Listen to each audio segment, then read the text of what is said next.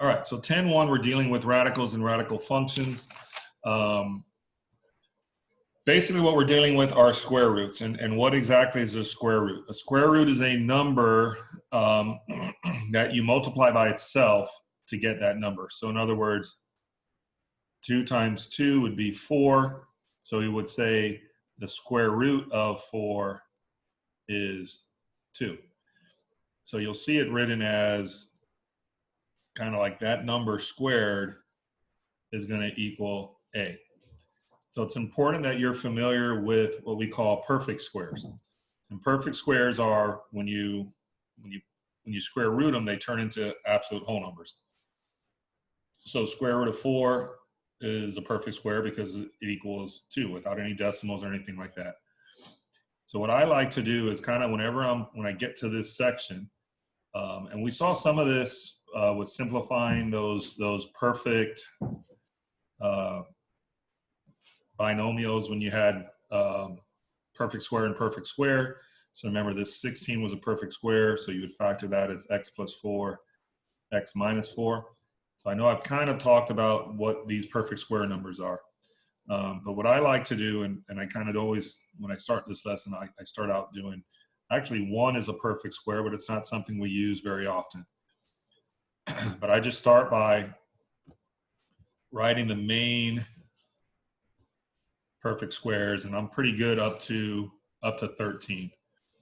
Okay, but the way you kind of come up with these is what's 2 times 2?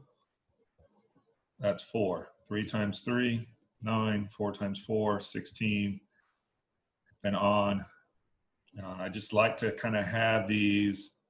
It's going to be more evident as we get into 10.2. You're going to need to know these a lot more than 10.1.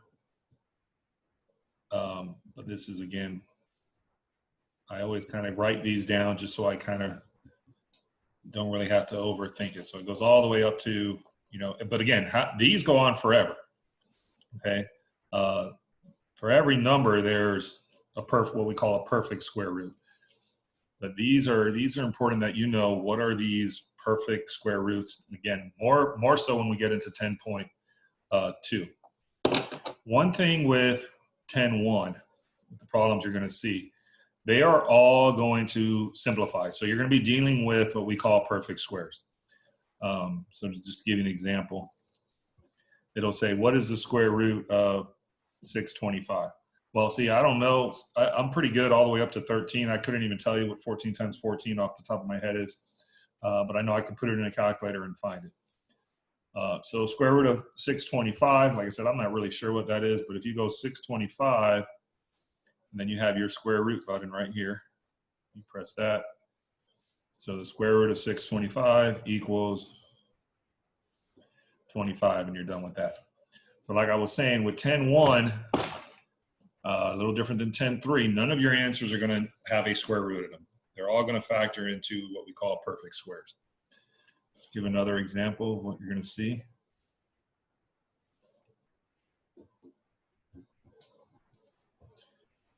All right. So we have a negative outside the square root. And the square root kind of has what we call properties of parentheses. And if you think back to your order of operations, parentheses are really like one of the first things you do. So in reality, this problem with the negative in front of it kind of looks like this. Okay. So we don't multiply first. We would do this square root first. Because again, like I said, these are like parentheses. When you see a fraction written inside of a square root, it's important to think of that. You could individualize the numerator and the denominator. So put the square root around 1 and put the square root around 36. And again, if you remember, it's not one you're going to see very often. Well, square root of 1 is actually a perfect square. What does it equal? It equals 1. So when I'm simplifying this, I'm going to have negative 1 times square root of 1 equals 1. Square root of 36 is also a perfect square. It equals 6. So I'm basically just doing negative 1 times 1 over 6. So that would equal negative 1 over 6. So just kind of keep that in mind when you see a negative out in front, kind of like this one here. A negative out in front. You do, what is the square root of 64? Square root of 64 equals 8. And then you're going to apply the negative to it. So that's just going to be a negative 8. Not too hard. So let's talk about what happens when you have variables inside your square root. So let's say I have x to the 8th. When the power inside the square root is a even number, like it is here. This is an 8. 8 is an even number. That means all of those variables are going to come out. If you have an odd number, and we're going to talk about that again in 10.3, if it's an odd number, that means one will stay in, only one will stay in. But let's not get ahead of ourselves. Let's just deal with x to the 8th. Okay, so if I write out x to the 8th, let's make sure I have 8. 1, 2, 3, 4, 5, 6. Okay. That's basically what I have inside that square root. And if you think back to kind of what we were talking about with these, with 4 kind of breaks down as 2 times 2. And then you kind of, for every 2, you're going to pull out 1, 2. In other words, if it was 16, you could really break that down a little bit differently. But kind of goes back to this, a squared. For every 2 a's, you pull out 1. So if I go like this, for every 2, if I circle every 2 x's, how many pairs do I have? I have 1, 2, 3, 4. So this would be x to the 4th. The easier way to do it is basically take whatever power that is. In this case, it's 8. You're going to divide it by 2, and it's going to be 4. So if there's 8 here, I can pull out 4. My answer is x to the 4th. So let's look at another one. Let's go square root of x to the 20th. Again, for every 2, I can pull out 1. So what's 20 divided by 2? That would give me 10. So my answer would be x to the 10th. So what we're going to be doing is they're going to give you numbers and variables. And you can think of these, if you want, you can break them down separately. But again, my point with 10.1, all of these are going to come out perfectly. So square root of 49, that is a perfect square, which is 7. And then x to the 6, for every 2, we're pulling out 1. What's 6 divided by 2? Would be 3. So we're going to get 7 x to the 3rd. Okay. Do a few more examples. 10.1, you really should probably fly by once you get these concepts.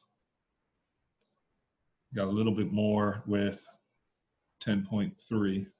So they start giving you kind of bigger numbers. But again, if it's even, you know they're all coming out. If it's an even number in there, they're all coming out. Square root of 49, we already know is 7. If there's 4 a's, how many come out? Again, 4 divided by 2 would give me 2. Now they gave me a big number here, 38. So just for every 2 that will go into 38, I can pull it out. So 2 divided by 38 would give me 19.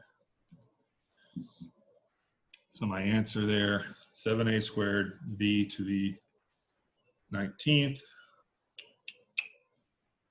We'll get one more example.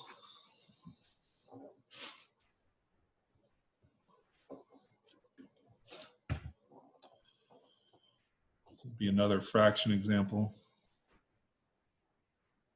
X to the 6th divided by. All right. Again, we got a perfect square here. We got exponents with even values, which means they're all going to come out. If it makes you feel better, you can actually rewrite this like this. where you're breaking down each one of these into their individual radical.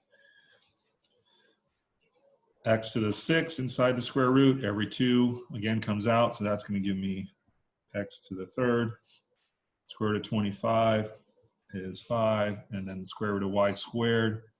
Remember, every 2, 1 comes out, so just 2 divided by 2 would give me y to the 1, or just y here. So that would be your answer there. And that's pretty much all there is to 10.1. Like I said, none of your answers in 10.1 will have a square root in it. Just keep that in mind. 10.1, everything's what we call perfect squares, which means they come totally out of the radical. And as we move into 10.1, I mean, it's a 10.3, you'll notice it's a little bit different. So that's pretty much it for 10.1. And I'll go ahead and make a video for 10.3.